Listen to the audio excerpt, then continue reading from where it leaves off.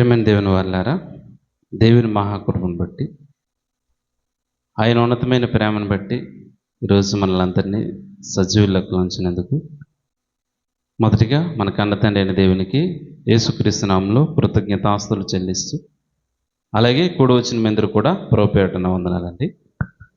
ప్రియులారా, మరి ఈరోజు లేఖన భాగానికి పరిశీలించుకుంటుండగా మరి చిన్న ప్రార్థన చేసుకొని కార్యక్రమాలకు వెళ్దాం. దానికంటే ముందుగా ఒక వచనాన్ని మనం చదువుకొని ప్రార్థన చేసుకుందాం. యోహాను సువార్త 4వ అధ్యాయం. యోహాను సువార్త 4వ అధ్యాయము 24వ వచనం. దేవుడు ఆత్మ కనుక ఆయన ఆరాధించేవారు ఆత్మతోనూ సత్యంతోనూ ఆరాధించవలెను. ప్రార్థన చేసుకుందామండి. మహాగణుడా, మహాకనికరం గల దేవా, మీ అపారమైన ప్రేమకు వెళ్ళలేని స్తుతులు స్తోత్రాలు తండ్రి. ఇదిగో నాయనా, గడిచిన వారమంతయు మీ కృపా కాపుదలతోనూ మీ బాహుబలము చేతను మీ మహదైశ్వర్యం చేతను తండ్రి మమ్మల్ని కాచి కాపాడి పెంచి పోషించినందుకు వందనాలు, కృతజ్ఞతలయ్యా. గో తండ్రి, మా బలహీనతలు ఎందుకు తండ్రి మమ్మల్ని బలపరిచి, మా అనారోగ్య స్థితులు ఎందుకు తండ్రి నేను మాకు ఆరోగ్యం ఇచ్చి తండ్రి నీ సన్నిధిని అనుభవించే మరొక దినాన్ని మాకు ఇచ్చినందుకు హృదయపూర్వకంగా కృతజ్ఞతాస్తులు చెల్లిస్తున్నాం తండ్రి. ఇక నాయన, నీ పిల్లలుగా తండ్రి ఇప్పటి వరకు పాటలు పాడి నీ నామాన్ని మహిమపరిచాం నాయన. మా ఆత్మీయ జీవితాలకు ఏ మాటలైతే అవసరమో తండ్రి, నీ సన్నిధిలో తండ్రి మిమ్మల్ని హృదయపూర్వకంగా ఆరాధించడానికి తండ్రి ఏ మాటలైతే నాయన మీ నీ జీవ గ్రంథముల ద్వారా నాయన మా బ్రతుకులు సరిచేయడానికి నాయన ఈ లేఖనాల ద్వారా మీరు మాతో మాట్లాడతారని ప్రాధేయపడుతూ బ్రతిమలాడుతూ కార్యక్రమం ప్రారంభం నుంచి ముగింపు వరకు మీ ఆత్మ సహాయాన్ని అర్జిస్తూ తండ్రి హృదయపూర్వకంగా మిమ్మల్ని స్తుతించుకోవడానికి ఆరాధించుకోవడానికి ఎల్లప్పుడూ తండ్రి నాయన మా ఆత్మను సరిచేసుకోవడానికి శక్తిని బలాన్ని నాయన మీ పరిశుద్ధ ఆత్మ సహాయాన్ని మాకు దయచేస్తారని నమ్మచ్చు ప్రాధేయపడుతూ బ్రతిమలాడుతూ మా ప్రభు రక్షకుడు యేసుక్రీస్తు ప్రశస్తమైన నామములో అడిగి వేడుకుని పొందుకొని ఉన్నాం తండ్రి, ఆమేన్. ప్రేమైన దేవుని వారలారా, మరి గడిచిన కొన్ని వారాల నుంచి కొన్ని విషయాలు మనం మాట్లాడుకుంటున్నాం. ఏంటి?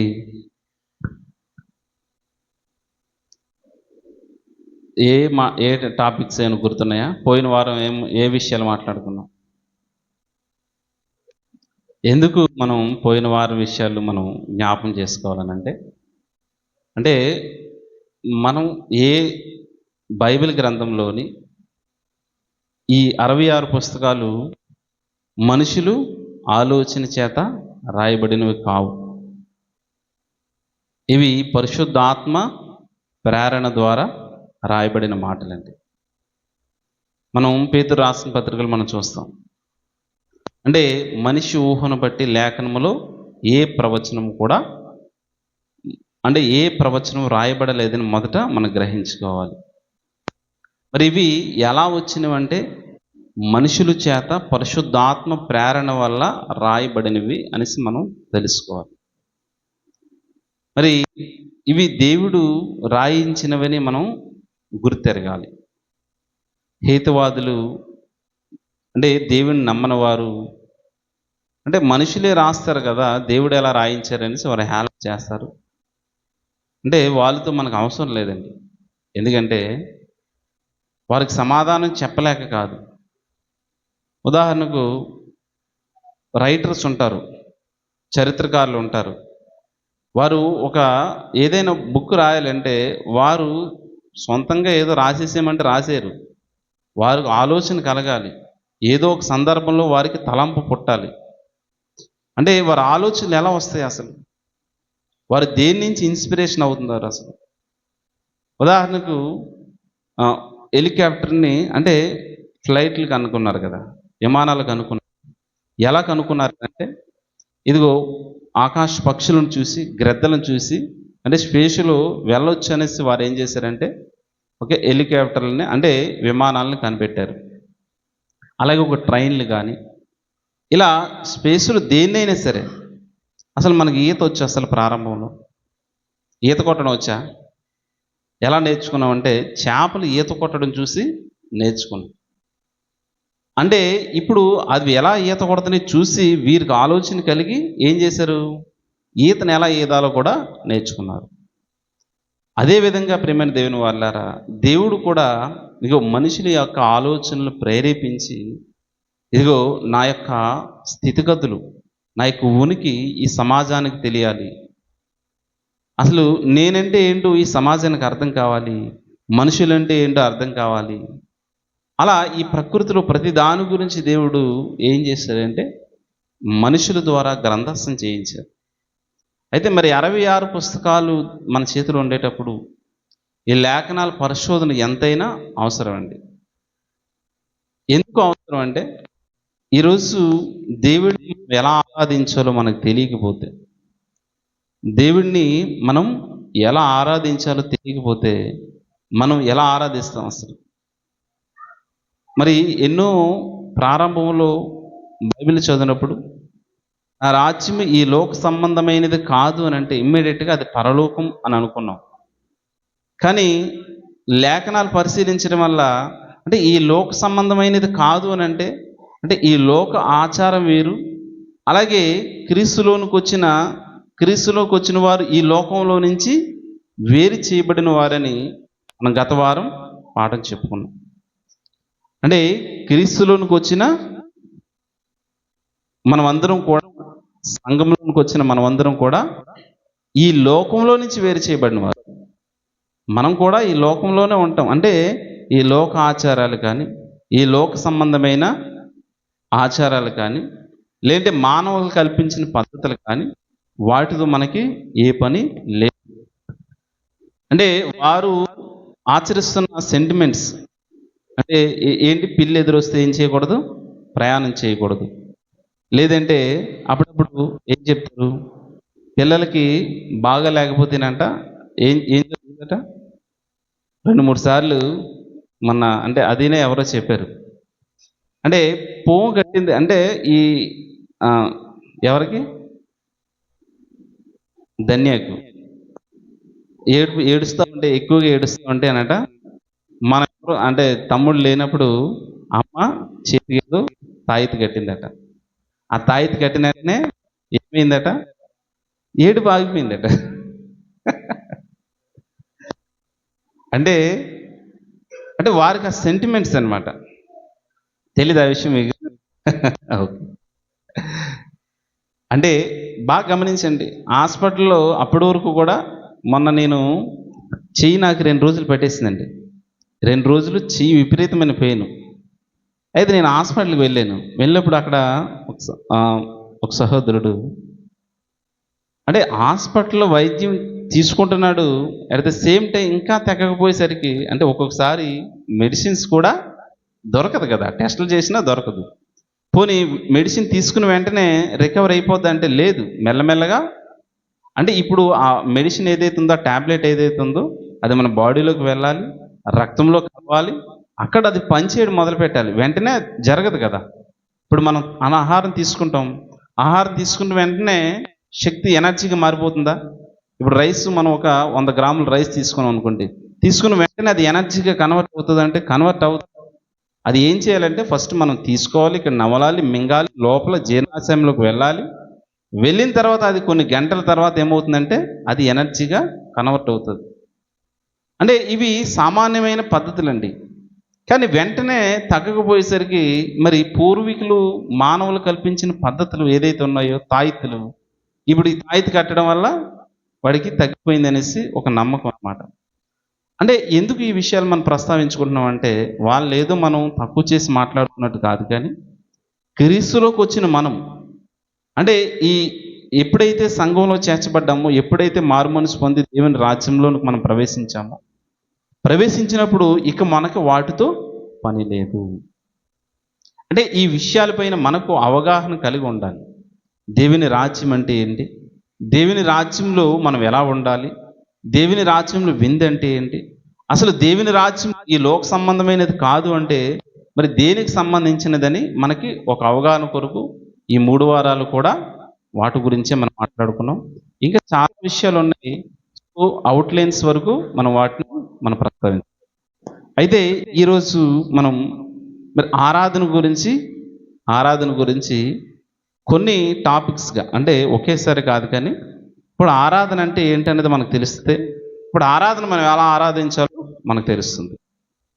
మరి ఇక్కడ దేవుడు పరిశుద్ధ లేఖనాల ద్వారా రాయిస్తూ, అమ్మ మైక్ తీసుకోమ్మా.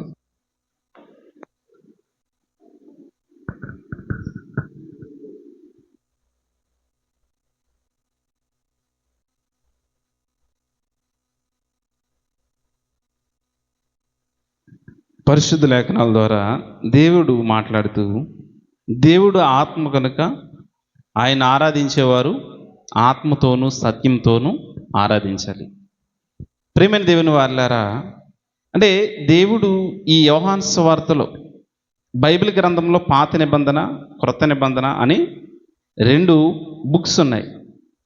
అంటే బైబిల్ అనగా బిబ్లాస్, అంటే బిబ్లికల్ అనే గ్రీకు వర్డ్ నుంచి ఇది బైబిల్గా తర్జుమా చేయబడింది.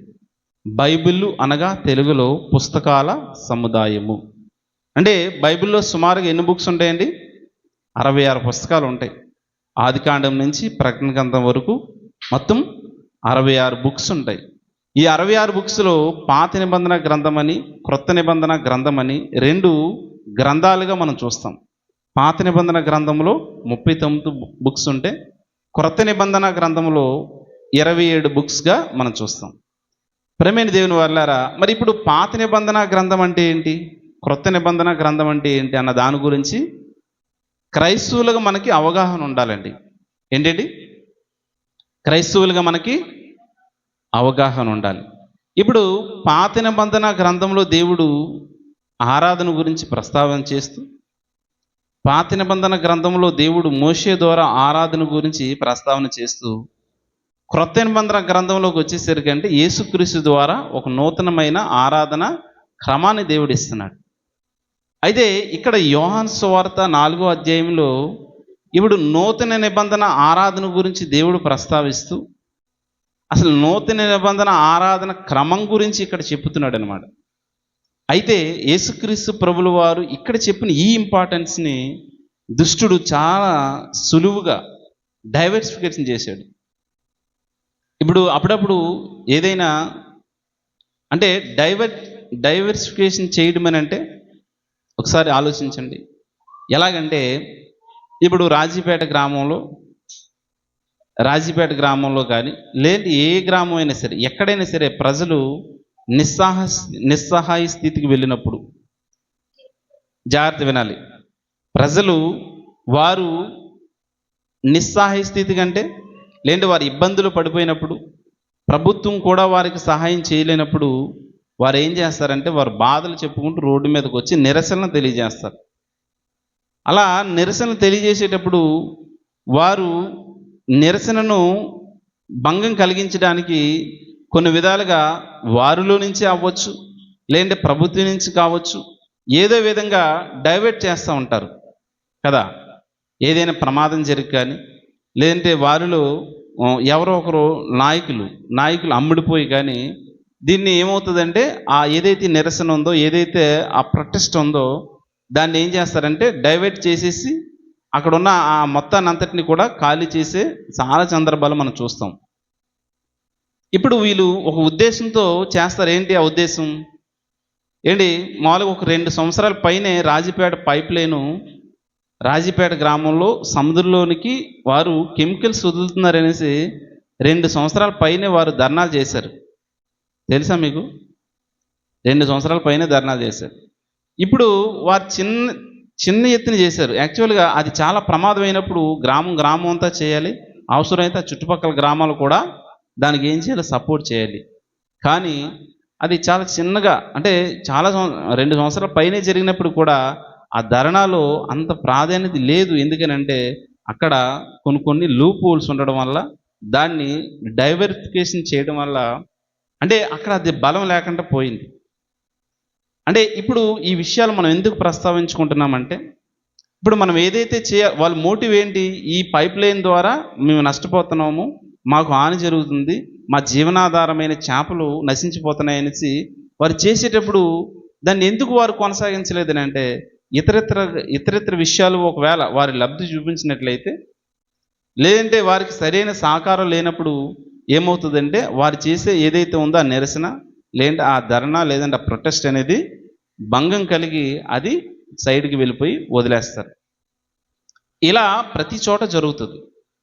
ఇప్పుడు ప్రాముఖ్యమైన విషయం ఏంటంటే, ఇక్కడ యోహాను సువార్త 4వ అధ్యాయంలో కూడా యేసుక్రీస్తు ప్రభులు వారు నూతన నిబంధన ఆరాధన క్రమం గురించి ప్రస్తావన చేస్తే, అంటే నూతన నిబంధన ఆరాధన క్రమం గురించి దేవుడు ఇక్కడ ప్రస్తావన చేస్తే, ఇప్పుడు సింపుల్గా అపవాది దుష్టుడు ఏం చేశాడంటే, ఇప్పుడు ఇక్కడ ఉన్న కోణాన్ని అంతటిని కూడా మళ్ళించేసి సమరయ స్త్రీ మీద డైవర్ట్ చేశాడు.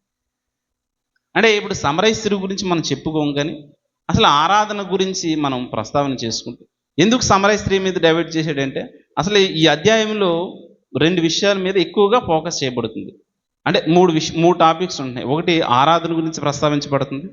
అట్ ద సేమ్ టైం సమరయ పట్టణస్థులు రక్షణ పొందుతున్నారు.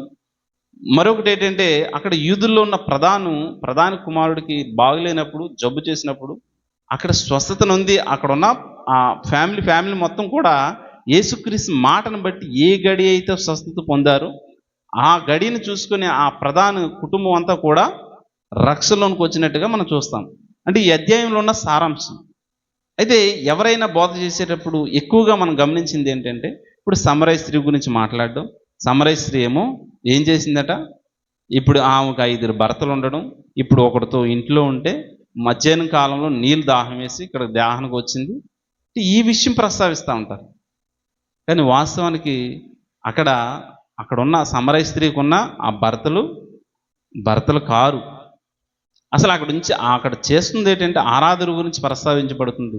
సమరయ స్త్రీ సందర్భం గురించి మాట్లాడేటప్పుడు మనం దాని గురించి వివరణగా, ఎందుకంటే ఇప్పుడు సమరయులు ఎవరో తెలియాలి, యూదులకి సమరయులకు సాంగత్యం ఎందుకు లేదో తెలియాలి, అసలు వారు ఎప్పుడు విడిపోయారో మనకు తెలియాలి, అసలు వారి ఆరాధన గురించి అక్కడ 5 పెనిమిట్లని మెన్షన్ చేస్తారో మనకు తెలియాలంటే ఇప్పుడు సమరయుల చరిత్ర అంతా మనకి తెలియాలి. ఆ సమరయ స్త్రీ గురించి మనకు చెప్పాలంటే కనుక ఇప్పుడు మనం ఆ విషయం గురించి మనం ప్రస్తావించుకోవద్దు. కానీ కేవలం ఈ అధ్యాయంలో ప్రాముఖ్యంగా చెప్పబడుతున్న విషయం ఏంటంటే ఆరాధన గురించి చెప్పబడుతుందండి. ఇప్పుడు ఆరాధన గురించి మనం ఆలోచించేద్దాం. యేసుక్రీస్తు ప్రభులు వారు ఏమంటున్నారంటే, దేవుడు ఆత్మ కనుక ఆయన ఆరాధించేవారు ఆత్మతోనూ సత్యంతోనూ ఆరాధించాలి. అయితే ప్రియమైన దేవుని వారలారా, ఇప్పుడు నూతన నిబంధనలో ఆరాధన గురించి మనం ఆలోచించడానికంటే ముందు నూతన నిబంధన ఆరాధన క్రమం మనకు తెలియాలంటే, ఇప్పుడు పాత నిబంధన గ్రంథములో లేదంటే దేవుడు మోషే ద్వారా ఇచ్చినప్పుడు ఆరాధన వారు ఎలా చేసేవారు, ఇప్పుడు ఆరాధన గురించి మనకు తెలిస్తే అప్పుడు నూతన నిబంధన క్రమంలో నూతన నిబంధనలో ఆరాధన ఏ విధంగా మారింది అన్నది మనకు ఆలోచన చేయగలుగుతాం. మరి ఈరోజు మనం కొన్ని విషయాలు మనం పాత నిబంధన గ్రంథంలో ఆరాధన గురించి చూద్దాం. నిర్గమాకాండము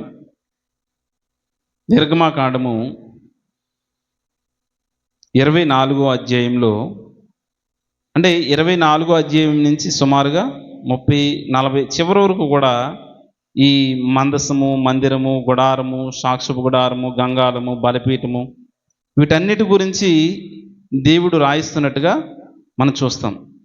అయితే నిర్గమాకాండం 24వ అధ్యాయంలో మోషే ద్వారా దేవుడు ఆ నిబంధనలు ఇస్తూ, ఆజ్ఞలు ఇస్తూ, ఇప్పుడు ఈ నిబంధన పలకంలో ఎక్కడ ఉండాలంటే, ఇదిగో గుడారం అనేది ఏర్పాటు చేయాలి, ఆ గుడారంలో అతి పరిశుద్ధ స్థలం ఉండాలి, అతి పరిశుద్ధ స్థలములో ఏంటి ఉండాలి, కేరుబుల మధ్య ఈ మందసములో నిబంధన పలకలు ఉండాలనేది దేవుడు కాన్సెప్ట్ ఓరియంటెడ్గా చెప్తున్నట్టుగా మనం చూస్తామండి.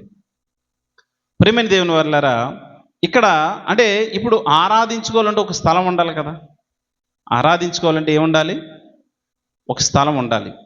అయితే ఇప్పుడు ఆ మోషే ద్వారా ఇదిగో మరియు 24వ అధ్యాయంలో ఏమంటున్నారు, దేవుడు మరియు ఆయన మోషేతో ఇట్లనెను, నీవును అహరోనును నాదాబును అబీహును ఇశ్రాయేలు పెద్దలతో 70 మంది యెహోవా యొద్దకు ఎక్కి వచ్చి దూరముగా సాగిలపడి, అంటే నువ్వు ఇక్కడికి వస్తే సీనాయి పర్వతంలోని ఈ సంఘటనలన్నీ జరుగుతున్నట్టుగా మనం చూస్తామండి.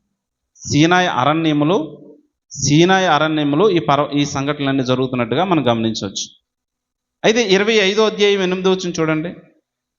నేను వారిలో నివసించినట్లు నాకు పరిశుద్ధ స్థలమును నిర్మింపవలను. అంటే నేను వారిలో నివసించినట్లును నాకు పరిశుద్ధ స్థలమును నియమింపవలను. మొదట ఇప్పుడు ఏముండాలి? ఒక స్థలం ఉండాలి. ఇప్పుడు స్థలం ఉన్న తర్వాత ఆ స్థలంలో ఏం చేయబడుతుంది? ఇప్పుడు డేరాల గురించి, బౌండరీస్ గురించి, అలాగే గంగాలం గురించి, బలిపీఠం గురించి, సాక్ష్యపు గుడారం గురించి, వీటన్నిటి గురించి దేవుడు వరుసని ఒకటి కూడా ఆర్డర్ వైజ్గా కూడా చెబుతున్నట్టుగా మనం చూస్తాం. అయితే ఇప్పుడు ఈ సాక్ష్యపు గుడారం అనేది దేవాలయం నిర్మించబడిన తర్వాత నెక్స్ట్ ఎవరు ఉండాలి? ఎవరు ఉండాలి?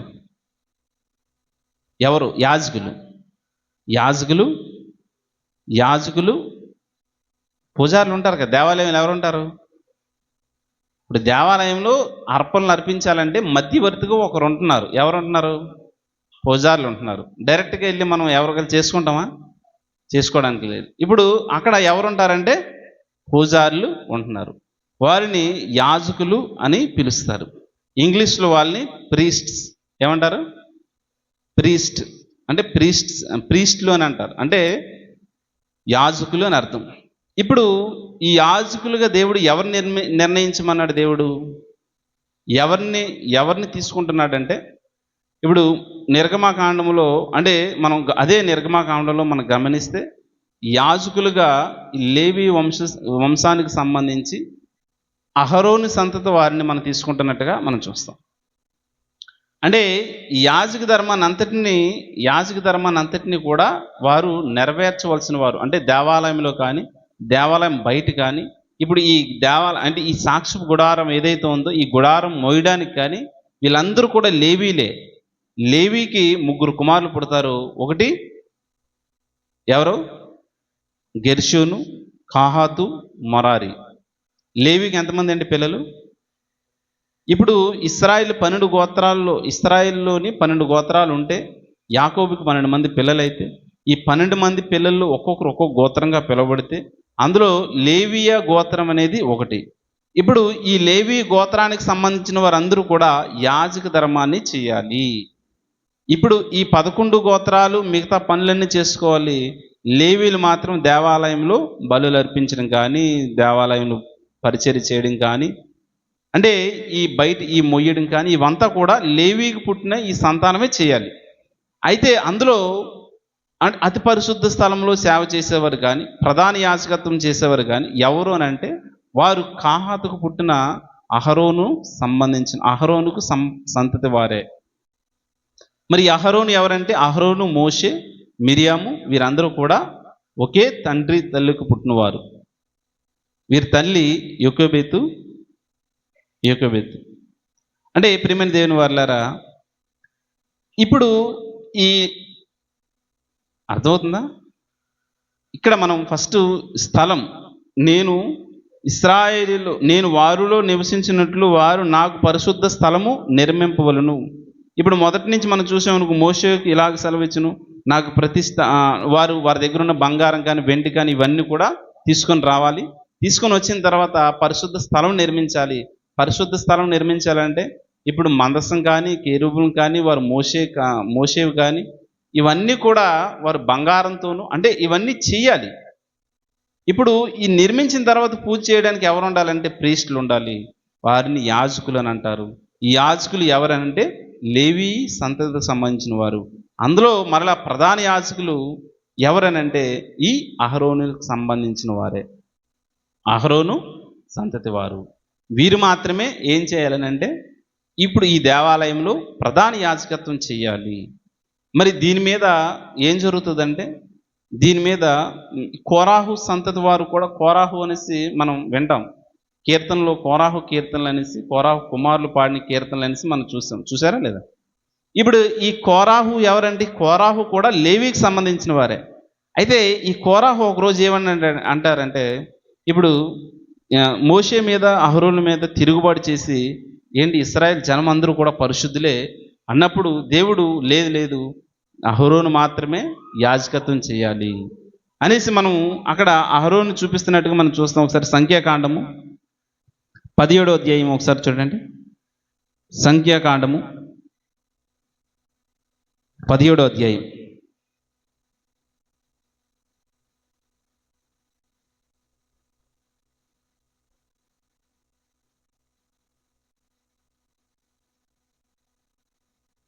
16వ అధ్యాయము మనం గమనించినట్లయితే చూడు, లేవీకి మునుమనుడు కాహాతు. లేవీకి ఎవరట? లేవీకి మునుమనుడును కాహాతుకు మనవడును ఇషారు కుమారుడు కోరాహు. అంటే రూబేనీయులను, అంటే కొంతమంది జనాన్ని ఏం చేశాడంటే ఎవరి మీద తిరుగుబాటు చేస్తాడంటే, అసలు చూడండి 3వ వచనం చూడండి, మీతో మాకు ఇక పని లేదు, ఈ సర్వ సమాజంలోని ప్రతివాడు పరిశుద్ధుడే, యెహోవా వారి మధ్య ఉన్నాడు అనేసి వారు ఏం చేస్తారంటే మోషే మీద అహరోను మీద అంటే యాజక ధర్మం చేయాలనేసి నిర్గమాకాండంలో ఎవరిని చెప్పేశాడు దేవుడు? మోషేతో ఎవరిని చెప్పాడంటే ఇదిగో లేవీలందరూ కూడా ఈ దేవాలయం పనులు చేయాలి, వారికి ఇక ఏ పని లేదు, దేవాలయం పనే చేయాలి. కానీ అందులో ఈ అహరోనుకి సంతతి వారే ప్రధాన యాజకులుగా ఉండాలి. అహరోను సంతతి వారు చెప్పినట్టు ఇక్కడ ఉన్నవారు ఈ లేవీలందరూ కూడా చెయ్యాలి అనేసి అంటే ఒక ఆజ్ఞ జారీ చేస్తాడు దేవుడు.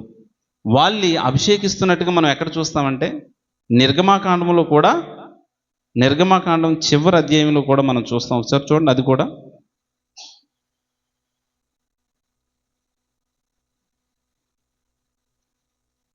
నిర్గమాకాండము 40 అధ్యాయంలో, మరియు యెహోవా మోషే తిట్లను మొదటి నెలలో మొదటి దినము నీ ప్రత్యక్ష గుడారం మందిరమును నిలబెట్టవలను, అచ్చట నీవు సాక్ష్యపు మందసమును నిలిపి ఆ మందసమును అడ్డకర్రతో కప్పవలను, ఉంచవలసిన దీపవృక్షం లోపలికి తెచ్చి చూడు 9వ వచనం చదవండి. మరియు నీవు అభిషేక తైలం తీసుకొని మందిరమునకు దానిలో ఉన్న సమస్తమునకు అభిషేకం చేసి దాని ఉపకరణములన్నిటినీ ప్రతిష్ఠింపవలను, అప్పుడు అది పరిశుద్ధమగును. ఆ దహన బలిపీఠమును అభిషేకం చేసి ఆ పీఠం ప్రతిష్ఠింపవలను, అప్పుడు ఆ పీఠం పరిశుద్ధపరచబడును. ఆ గంగాళమును దాని పీఠను అభిషేకం చేసి దాన్ని ప్రతిష్ఠింపవలను. మరియు నీవు అహరోనును అతని కుమారులను ప్రత్యక్ష గుడారము యొక్క ద్వారమునకు తోడుకొని వచ్చి వారిని నీళ్లతో స్నానం చేయించి ఆ అహరోను నాకు యాజకుడగినట్లు అతనికి ప్రతిష్ఠిత వస్త్రములు ధరింపజేసి అతనికి అభిషేకం చేసి అతనిని ప్రతిష్ఠింపవలను. ఎవరిని చెప్తున్నారు? ఎవరి పేరు చెప్తున్నారండి? దేవుడు అహరోను నాకు యాజకుడగినట్లు, అహరోను నాకు యాజకుడగినట్లుగా అతన్ని మీరు ఏం చేయాలంటే ప్రతిష్ఠించాలి అని చెప్పినప్పుడు ఈ విషయం అందరికీ సర్వ సమాజానికి తెలిసే తెలీదా? తెలుసు. అయితే ఇక్కడ కాహాతు ఏం చేస్తాడంటే వీరిని అందరినీ కూడా జనాన్ని పోగు చేసినప్పుడు చూడండి 17వ అధ్యాయంలో, సంఖ్యాకాండం 17వ అధ్యాయంలో అంటే 16వ అధ్యాయంలో స్టార్ట్ అవుతుంది ఏంటి ఈ గొడవ.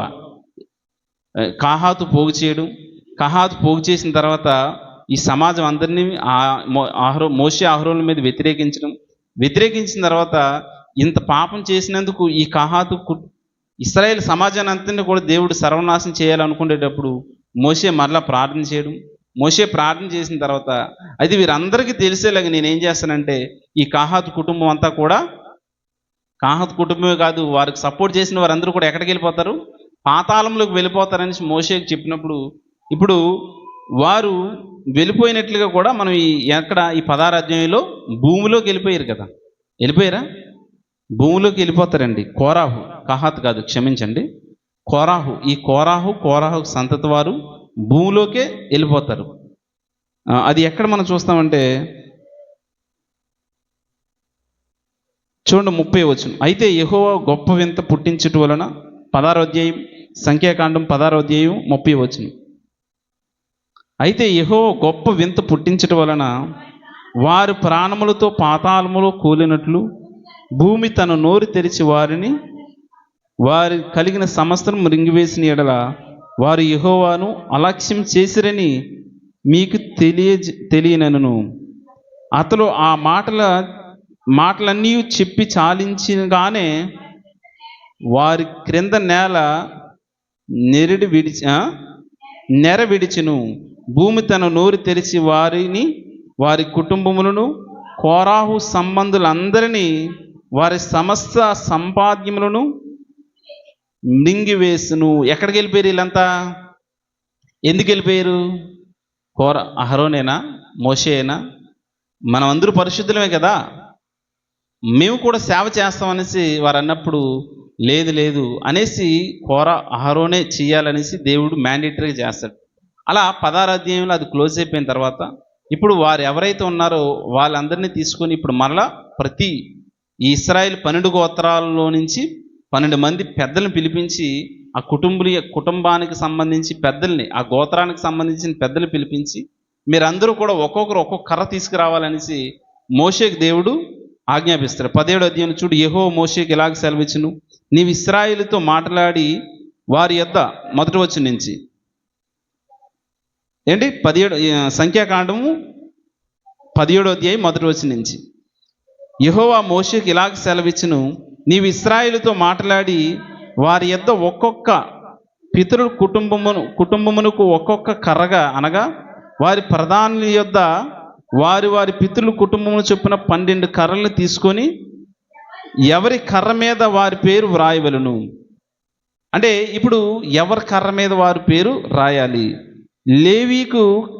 లేవి కర్ర మీద అహరోను పేరు వ్రాయవలను. అంటే లేవి కుటుంబానికి సంబంధించి ఎవరి పేరు పెడుతున్నారండి? అహరోను పేరు పెడుతున్నాడు. ఇప్పుడు ఈ 12 కర్రలు 12 గోత్రాల వారు 12 కర్రలు తీసుకొచ్చి ఇప్పుడు ఎక్కడ పెట్టారంటే ఇదిగో సాక్షపు గుడారం దగ్గర దేవుడు చెప్పిన ఆ ప్రాంతంలో విరించినట్టుగా మనం చూస్తాం. పరిశుద్ధ స్థలంలో ఉంచుతారు.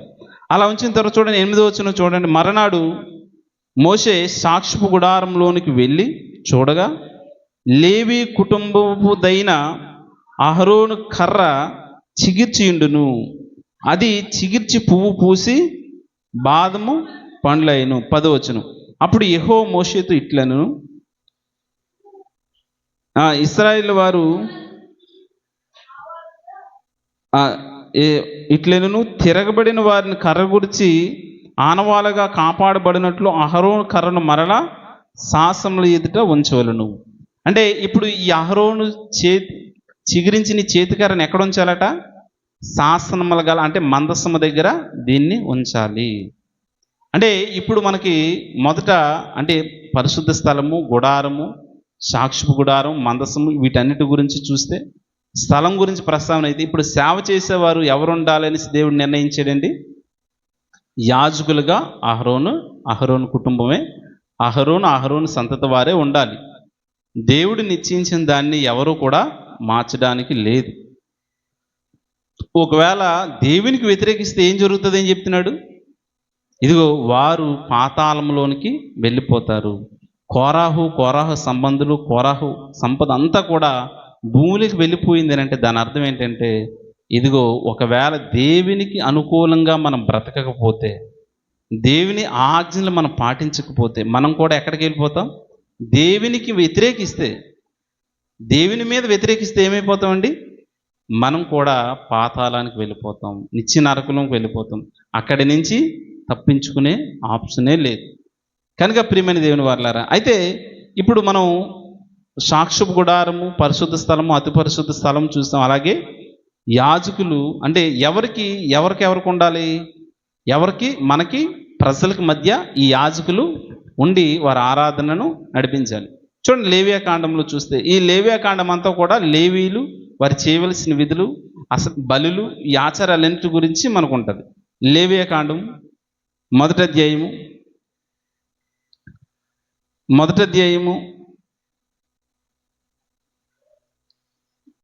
చూడండి 4వ వచనం 5వ వచనం, అతడు దహన బలిగా అర్పించు. చూడండి మొదటి వచనంలో చూసినట్లయితే యెహోవా మోషేను పిలిచి ప్రత్యక్ష గుడారములో నుండి అతనికి ఇలాగ సెలవిచ్చును, నీవు ఇశ్రాయేలుతో ఇట్లెనుము, మీలో ఎవరైనా బలి అర్పించాలనుకునేటప్పుడు ఏదో ఒక విషయం గురించి మాట్లాడుతున్నారు. ఎవరైనా. అలాగే 4వ అధ్యాయం చూడండి, 13 వచనం, 4వ అధ్యాయం 13 వచనం. ఇశ్రాయేలీలు సమాజమంతయు పొరపాటు. ఇశ్రాయేల్ సమాజమంతయు అంటే ఇక్కడ ఇందాక ఎవరైనా అని అన్నారు, ఏదో ఒకరే. ఇక్కడ ఇశ్రాయేల్ సమాజమంతయు పొరపాటున ఏ తప్పుదము చేసి యెహోవా ఆజ్ఞలన్నిటిలో దేనినైనను మీరి చేయరాని పాపము చేసి అపరాధి అయిన ఎడల వారు ఆ ఆజ్ఞకు విరోధముగా చేసిన ఆ పాపము తమకు తెలిసినప్పుడు సంఘము పాప పరిహారార్థ బలిగా ఒక కోడెదూడను అర్పించి ప్రత్యక్ష గుడారం యొక్క ద్వారమునకు దానికి బలిగా తీసుకురావలను. ఇప్పుడు బలిగా తీసుకొచ్చిన తర్వాత 17వ వచనంలో ఏమంటున్నారు చూడండి, 16వ వచనంలో, అభిషిక్తుడైన యాజకుడు ఆ కోడి రక్తములో కొంచెం ప్రత్యక్ష గుడారంలోనికి తీసుకుని రావలను. ఆ యాజకుడు ఆ రక్తములో తన వ్రేలుతో ముంచి అడ్డతెరలో యెహోవా సన్నిధిని 7 మార్లు తను ప్రోక్షింపవలను. ఎవరు చేస్తున్నారు ఈ పని? ఎవరు చేస్తున్నారండి? యాజకుడు చేస్తున్నాడు. అలాగే 1వ అధ్యాయము 4-5 వచనాల్లో, అతడు దహన బలిగా అర్పించు పశువులు తల మీద తన చెయ్యి ఉంచవలను. అతని నిమిత్తము ప్రాయశ్చిత్తం కలిగినట్లు అది అతని పక్షముగా అంగీకరింపబడును. అది ఎవరు చేయాలంటే చూడండి, అతడు యెహోవా సన్నిధిని ఒక కోడెదూడను వధించి తర్వాత యాజకుడైన అహరోను కుమారులు దాన్ని రక్తము తెచ్చి ప్రత్యక్ష గుడారం ఎదురున్న బలిపీఠము చుట్టూ ఆ రక్తం ప్రోక్షింపవలను. అంటే ఇప్పుడు మనం ఎవరైనా సరే, సామాన్యమైన ప్రజలు ఎవరైనా దేవాలయం దగ్గరకు వచ్చి వారు అర్పణ అర్పించాలనుకునేటప్పుడు ఈ అర్పణను, ఈ రక్తాన్ని దహన బలిపీఠం మీద కానీ అక్కడ బలిపీఠం మీద రక్తం ప్రోక్షించాలంటే అహరోను కానీ అహరోను కుమారులు కానీ ఆ పని చేయాలి. ఎవరు చేయాలండి? యాజకులు చేయాలి. అయితే ఇప్పుడు మొదట మనం స్థలం చూసాము, అలాగే మధ్యవర్తులుగా యాజకులుగా మనం అహరోను కుటుంబాన్ని చూసాము. అదేవిధంగా ఇప్పుడు బలి అర్పించాలంటే ఏం కావాలి? బలి పశువులు కావాలి అండి. ఏముండాలట? బలి పశువులు కావాలి. ఇప్పుడు ఈ బలి పశువు గురించి ఎక్కడ మనం ప్రస్తావించబడుతుంది? బలి అనే ప్రస్తావన ఎక్కడ మనకు ప్రారంభమవుతుంది? ఎక్కడ ప్రారంభమవుతుంది?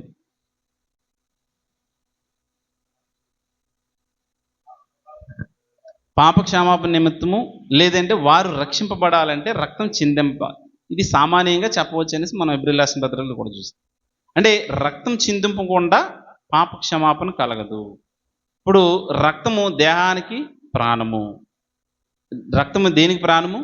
దేహానికి ప్రాణం. ఇప్పుడు రక్తం చిందిస్తేనే మనం ఏమవుతాం? బ్రతుకుతాం. అయితే మరి ఇది ఎక్కడ ప్రారంభమైంది అని అంటే, ఇదిగో ఐగుప్తు తెగుళ్ళు అన్నిట్లో చివరి తెగులు ఏంటంటే, అక్కడున్న ఇశ్రాయేల్, ఐగుప్తులో ఉన్న తొలిచూలు పిల్లలు అందరూ చనిపోతారు. కానీ ఇశ్రాయేల్లో ఉన్న తొలిచూలు పిల్లలందరూ కూడా ఏమవుతారు? రక్షింపబడతారు. దేని ద్వారా రక్షింపబడతారంటే, అదిగో అక్కడ వారు పరిశుద్ధమైన ఏడాది గొర్రె పిల్లను కానీ ఏడాది మేక పిల్లను కానీ వారు ఏం చేయాలి? వారు తీసుకొని వారు దాన్ని బలి అర్పించి వాటి రక్తముతో వారు దారబంధాల పైన ఉంచినప్పుడు, అంటే మొట్టమొదటి బలి అక్కడ జరుగుతుంది. ఎక్కడ జరుగుతుందండి? మొట్టమొదటి బలి ఐగుప్తులోని పస్కా బలిగా దాన్ని దేవుడు గుర్తిస్తున్నాడు. ఈ పస్కా బలి అనేది మీరు ఏటేటా అర్పించాలి. ఈ పస్కా బలి అనేది ప్రతి ఏటా కూడా మీరు ఏం చేయాలి? దీన్ని మీరు చేయాలి. అంటే పాత నిబంధన గ్రంథములోని దేవుడు సాక్షిపు గుడారము, లేదంటే దేవాలయము, అలాగే యాజకులు, అలాగే బలి కోసము బలి అర్పించే పశువుల గురించి వాటిని ప్రత్యేకపరుస్తున్నాడు. ఇప్పుడు చూడండి, అది నిర్గమాకాండం 12వ అధ్యాయంలో ఉంటుంది. చూడండి, నిర్గమాకాండం 12వ అధ్యాయం.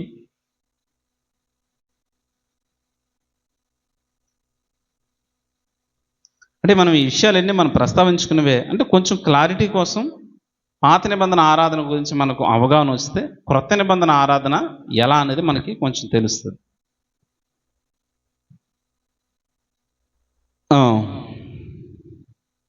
ఇక్కడ బలి పశువు. సంఖ్యాకాండం, నిర్గమకాండం 12వ అధ్యాయం. మోషే అహరోను ఐగుప్తులో నుండి ఉండగా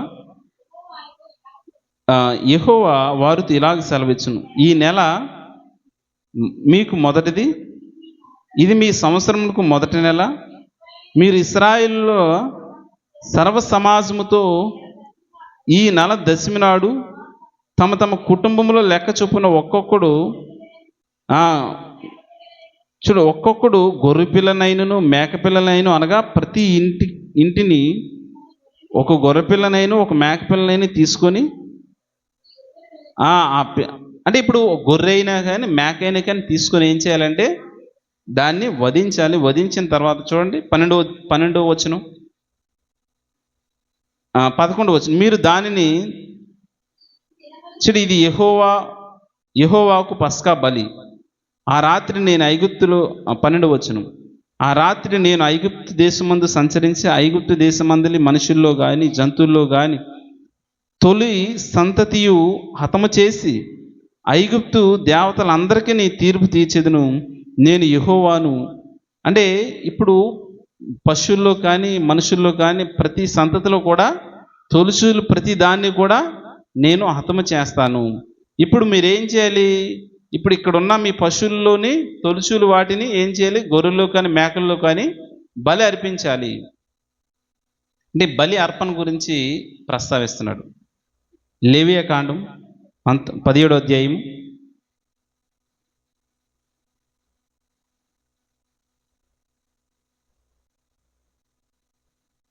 లేవియాకాండం 17వ అధ్యాయం 11వ వచనం చూడండి.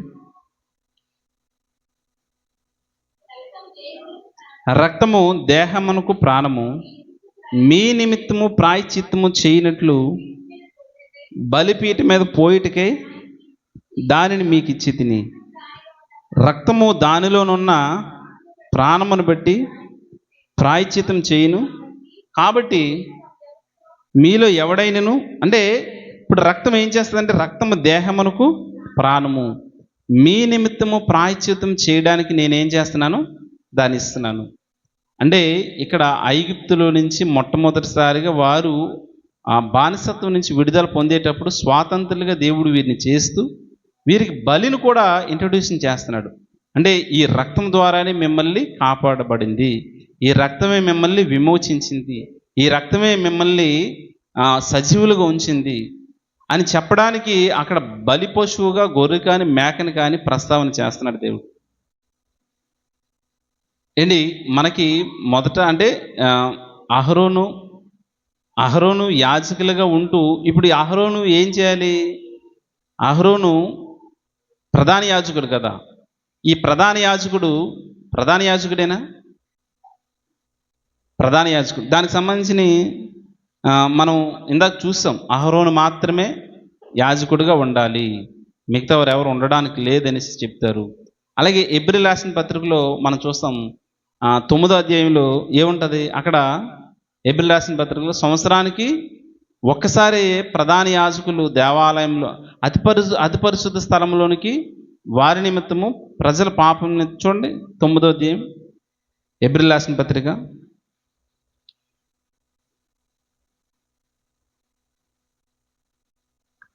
9వ అధ్యాయము 7వ వచనం నుంచి, సంవత్సరంలో ఒక్కసారి మాత్రమే ప్రధాన యాజకుడు ఒక్కడే రక్తము చేత పట్టుకొని 2వ గుడారంలోనికి ప్రవేశించును. అంటే 2వ గుడారం అనేది ఏంటంటే అతి పరిశుద్ధ స్థలము. 2వ గుడారం అనేది ఏంటండి? అతి పరిశుద్ధ స్థలము. ఈ అతి పరిశుద్ధ స్థలంలోనికి ఎవరు ప్రవేశించాలి? ప్రధాన యాజకుడు ఒక్కడే ప్రవేశించాలి. అది కూడా సంవత్సరానికి ఒక్కసారే వెళ్ళాలి.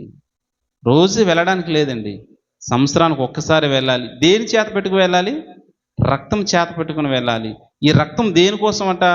ఇప్పుడు తన పాపముల నిమిత్తము అలాగే ఇశ్రాయేలీల పాపముల నిమిత్తము ఈ రక్తాన్ని చేత పట్టుకొని అతి పరిశుద్ధ స్థలంలోని ప్రవేశించాలి. ఇప్పుడు అక్కడ ఈ రక్తాన్ని ప్రోక్షించిన తర్వాత ఇప్పుడు ఇక్కడున్న ఇశ్రాయేల్ ప్రజల యొక్క పాప పరిహారం అనేది జరుగుతుంది. ఎలా జరుగుతుందంటే, ఇదిగో వారు ఏం చేయాలి? పస్కా బలి సంవత్సరానికి ఒకసారి ప్రతి ఏటా వారు ఏం చేయాలంటే పస్కా బలి వధించాలి. ఈ పస్కా బలి వధించినప్పుడు వీరు ఎక్కడికి వెళ్ళాలంటే అతి పరిశుద్ధ స్థలంలోనికి వారు ప్రవేశించాలి. అతి పరిశుద్ధ స్థలంలోనికి వాళ్ళు ప్రవేశించి ఆ రక్తాన్ని ప్రోక్షించాలి. అర్థమవుతుందా? అంటే పస్కా వధించినప్పుడు వీరికి ఏం జరిగిందంటే, ఇశ్రాయేలీలు ఐగుప్తులో నుంచి విడుదల పొందారు. వారందరూ తొలిచూలు పిల్లలు చనిపోయారు, మా తొలిచూలు పిల్లలందరూ రక్షింపబడ్డారు అనేసి వారికి గుర్తుగా ప్రతి ఏటా వీరు పస్కాను వధించాలి. 7 దినాలు పులిని రొట్టెల పండుగ చేయాలి. ఇప్పుడు ఈ పస్కా వధించిన తర్వాత ఈ రక్తం పట్టుకొని ప్రధాన యాజకులు ఎక్కడికి వెళ్ళాలి? రెండవ గుడారమైన అతి పరిశుద్ధ స్థలంలోనికి ఈ రక్తము తీసుకెళ్ళి అక్కడ వారు ప్రోక్షించాలి. అలా ప్రోక్షించిన తర్వాత ఏం జరుగుతుందంటే, ఇక్కడ ప్రజల పాపముల నిమిత్తమును అలాగే ప్రధాన యాజకుడు పాపం నిమిత్తమును వారు ఆ రక్తాన్ని అక్కడ ప్రోక్షించేటట్టుగా మనం చూస్తాం. అంటే ఇక్కడ మనకి ఏమేమి కనిపించినాయి? మందిరం కనిపించింది, అలాగే యాజకులు కనిపించారు, అలాగే బలి అర్పించడానికి బలి పశువుగా మనం కనిపించారు. అలాగే ఇకపోతే ధర్మశాస్త్రం గురించి కూడా మనం చూస్తే, ధర్మశాస్త్రం కూడా మనం చూడొచ్చు. ఇప్పుడు ధర్మశాస్త్రం నిర్గమాకాండం 24వ అధ్యాయంలో ధర్మశాస్త్రాన్ని మోషే ఇస్తున్నట్టుగా మనం చూస్తాం.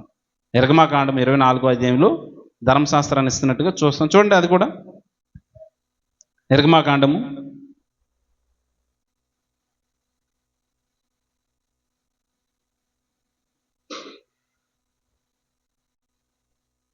24వ అధ్యాయము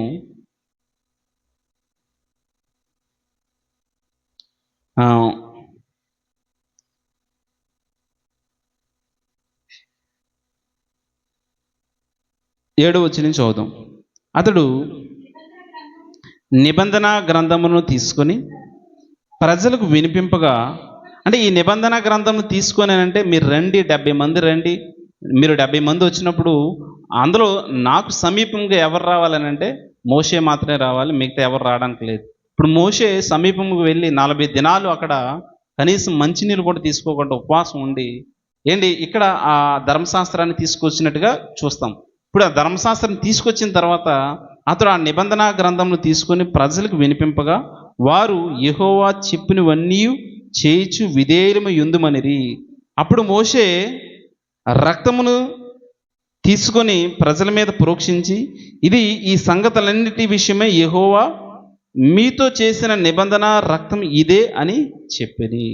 అంటే ఈ గ్రంథాన్ని తీసుకున్న తర్వాత మోషే దేవుడు చెప్పిన ఈ మాటలన్నిటినీ కూడా ప్రజలకు వినిపించినప్పుడు ప్రజలు కూడా ఈ మాటలన్నిటి ప్రకారంగా మేము బ్రతుకుతామని చెప్తున్నట్టుగా మనం చూస్తాం.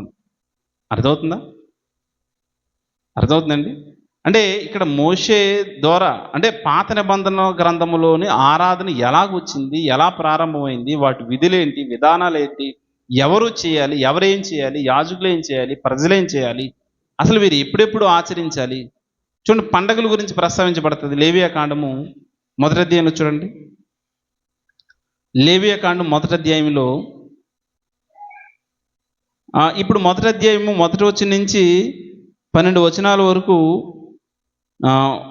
ఈ బలి గురించి చెబుతూ చూడండి. అందులో 9వ వచనంలో అది యెహోవాకు ఇంపైన సువాసన గల దహన బలి అగునట్లు యాజకుడు దానంతయు బలిపీఠం మీద దహించవలను. 13వ వచనం చూడండి.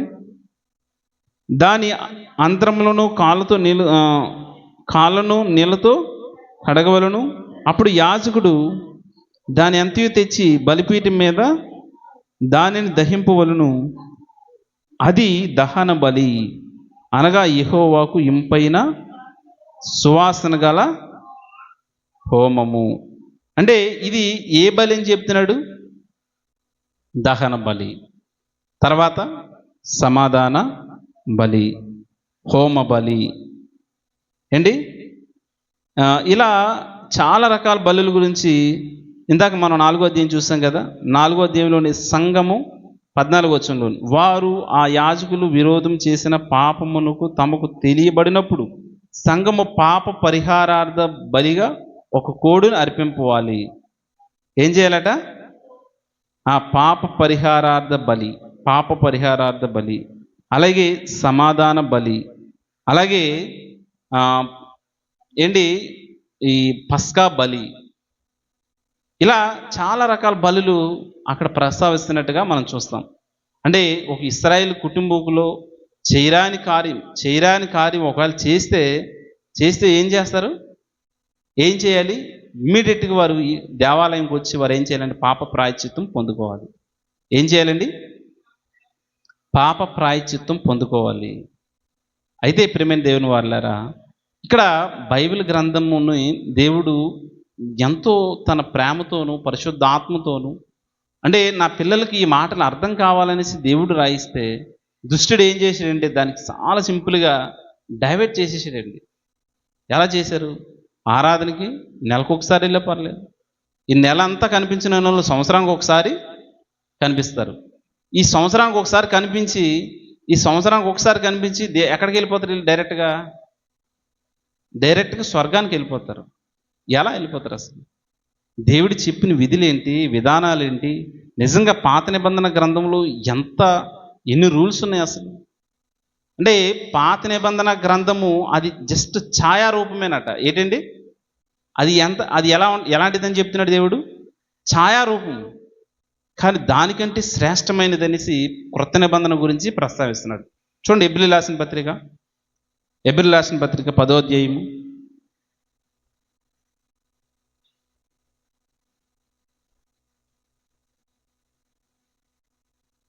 15 మొదటి వచనం చూడండి. మొదటి వచనం చదవండి ఒకసారి. ధర్మశాస్త్రమును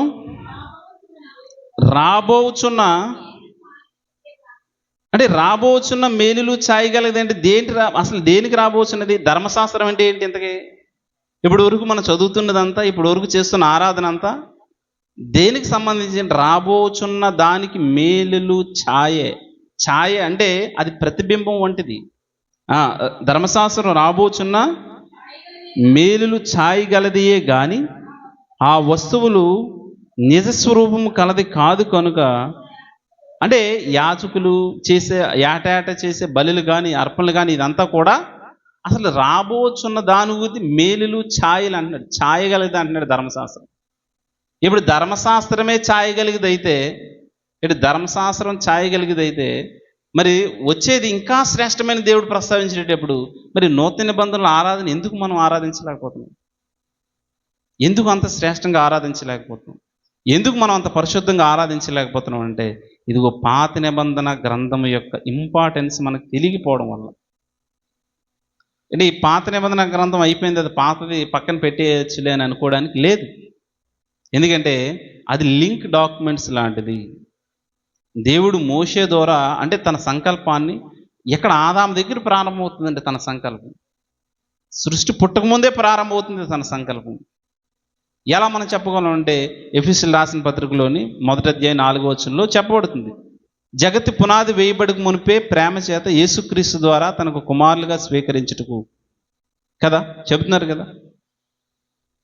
కనుక ప్రియమైన దేవుని వారలారా, ఇంకా చాలా విషయాలు ఉన్నాయి ప్రియమైన దేవుని వారలారా. ఎన్ని విషయాలు ఉన్నాయంటే ఇప్పుడు ఆరాధన యొక్క ఇంపార్టెన్స్ ఇంకా మనం వెళ్ళలేదు. ఆరాధనలో జస్ట్ ఏంటంటే స్థలం ఉంటుంది, గుడారం ఉంటుంది, రెండవ గుడారం ఉంటుంది. ఇప్పుడు అక్కడ ఉన్న బలిపీఠము, గంగాలము, ఇక్కడ సేవ చేయడానికి యాజకులు ఉంటారు, ఈ యాజకులలోని బలి అర్పిస్తారు. ఇక్కడ ధర్మశాస్త్రం ఉంటుంది. ఇంతవరకే మనం చూస్తాం. కానీ వీరు ఆచరించేటప్పుడు ఎలాగ ఆచరించాలి, ఎంత కఠినంగా అంటే ఎంత నిష్ఠగా ఆచరించాలి, ఎంత పవిత్రంగా ఆచరించాలి, అసలు ఎవరు ఒక అబద్ధం ఆడినా, ఎవరు ఒక పొరపాటు చేసినా, ఒకరు దొంగతనం చేసినా మరి ఏం చేయాలన్న దాని గురించి చాలా క్లియర్గా ఈ లేవియా కాండంలోను సంఖ్యాకాండంలో చూసాం కదండి. కాహాతు కుమారులు అంటే ఈ కాహాతు కుమారులు అంటే వీరు మనం లేవీకి 3 పిల్లలని చెప్పుకున్నాం కదా. ఈ లేవీలు మాత్రమే దేవాలయంలో సేవ చేసేవారు. వీళ్ళు లేవీలు ప్రత్యేకింపబడిన వారు. ఇంకా అయితే అందులో గెర్షోను, కాహాతు, మొరారి. ఇప్పుడు ఇందులో కాహాతుకు సంబంధించిన పిల్లలు ఎవరైతే ఉన్నారో వీరు దేవాలయంలో సేవ చేసేవారట. మరి గెర్షోను కానీ మొరారికి సంబంధించిన వారు కానీ దేవాలయం మోయడానికి, ఉపకరణం మోయడానికి వాటికి ఉపయోగించుకున్నారు. కానీ కాహాతుకు సంబంధించిన వారు మాత్రం దేవాలయంలోని పరిశుద్ధ స్థలంలో సేవ చేసేవారు. అతి పరిశుద్ధ స్థలంలో సేవ చేసేవారు అహరోనుకు సంబంధించిన వారు. అయితే ఈ కాహాతుకు సంబంధించిన ఒకరు వ్యతిరేకించిన ఎవరంటే ఈ కోరాహుగా మనం చూస్తాం. అలా వ్యతిరేకించినందుకు వాళ్ళు ఏమైపోయారు? ఇకపోతే మనం ముగించుకుందాం. ఒక 5 నిమిషాలు చూడము. ఇక్కడ ఇక్కడ టైం ఎంత అవుతుంది? ఇక్కడ ఇందులో టైం చూడము.